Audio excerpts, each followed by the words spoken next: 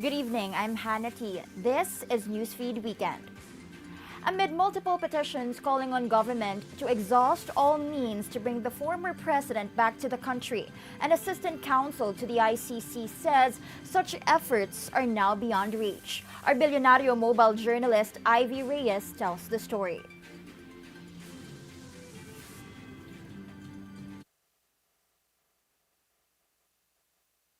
Criminal Court Christina Conti explains how the technicalities of the arrest warrant answer many questions about former President Rodrigo Duterte's case.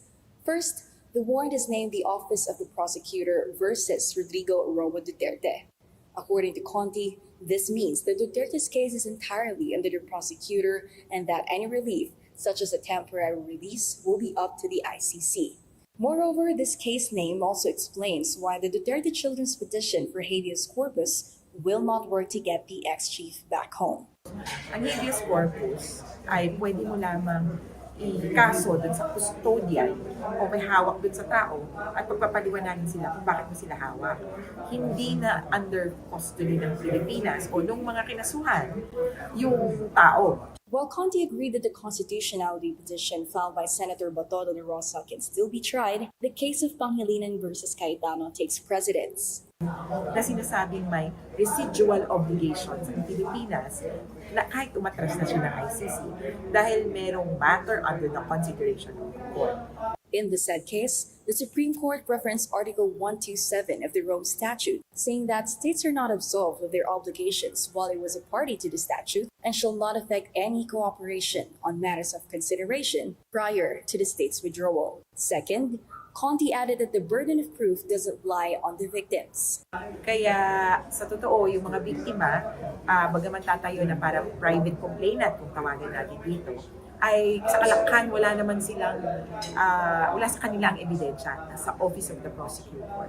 She also feared for victims and witnesses, saying they are vulnerable to any retaliation, not only from Duterte's camp, but also his supporters. Meanwhile, Conti stated of the possibility of Vice President Sara Duterte being involved due to her role as mayor and vice mayor of Davao City. However, she may only be investigated, not accused, as the court will only look for the most responsible in the case. Ivy Reyes, Billionario News Channel.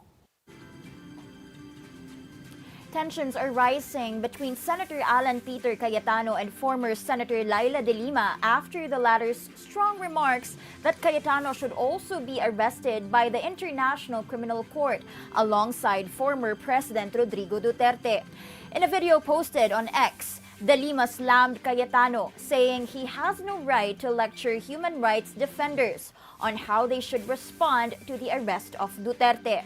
De Lima says Cayetano was a key enabler of the previous administration's bloody drug war, which led to thousands of alleged extrajudicial killings. She insisted that he should be held accountable under the ICC for his role in defending and justifying the anti-drug campaign. Cayetano defended himself in a Facebook livestream, stressing that he never advocated for killing drug users, but rather supported rehabilitation programs. He pointed to his work in Taguig, where he helped establish a major drug rehab facility.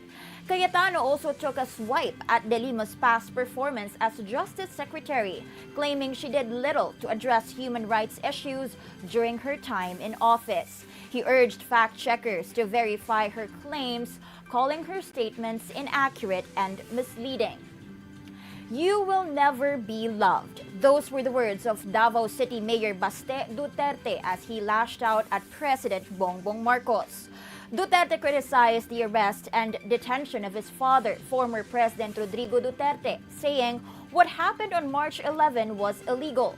Mayor Baste, together with his siblings, Congressman Paulo and Kitty, filed individual petitions of habeas corpus before the Supreme Court, urging the government to bring Duterte back home. Speaking at the 88th Araw ng Davao celebration in the city, Baste compared the administration of President Bongbong Marcos to his father's martial law, accusing it of political persecution. His statements were met with loud chants of Marcos resign from his supporters. Malacañang has yet to issue a comment on this, but Palace Press Officer Attorney Claire Castro earlier today said the palace is not alarmed by the simultaneous protests to support Duterte. Castro adds the demonstrations show that Duterte supporters are exercising the right to freedom of expression. But Castro clarified the government will intervene if disinformation or destabilization attempts arise. Archbishop Soc Villegas of the Archdiocese of Lingayen-Dagupan warns Filipinos against growing divisions in the country following the arrest of former President Rodrigo Duterte. In a pastoral letter released on Saturday, Villegas called for sobriety amid political tensions, urging the public to seek facts and practice critical thinking. He warned against falling victim to disinformation, saying Filipinos have been drinking lies from many polluted wells of fake news, blind sentimentalism, bigotry, violence, and immoral politics. He also reminded the nation not to forget the victims of the drug war and called for atonement rather than blame. Villegas urged Filipinos to reflect this Lenten season and ask themselves, where is Jesus in the Philippines? And before we go, some good news for individuals looking to upskill. Harvard University is once again offering free online courses. 122 modules are currently available on the official website of the Ivy League University, with some already open for access.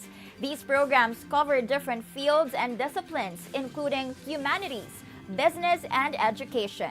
While the courses can be taken at your own pace for free, learners who want to obtain certifications will need to pay a fee upon completion.